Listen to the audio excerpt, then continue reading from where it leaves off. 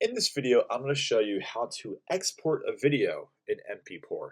So MP4 is a very basic video file that really is used for anywhere from, video programs, YouTube, all kinds of formats. But MP4 is a very basic file format. So let's say you have your stuff done here.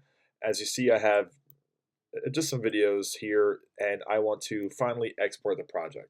So to export, you want to go up to the top right hand side here where it says export, and you can do this on a free version as well. I'm on free, so you don't have to pay for the pro version here.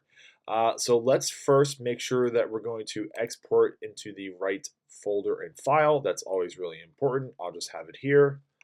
And then you want to make sure that your resolution is correct. I would recommend keeping it in the same resolution. Sometimes if you want to try and upscale, it might damage your actual file because the video might have been shot in a certain resolution different from what you're trying to export it to. So just keep it in 1080p. That's a really good, easy recommendation for a lot of sites.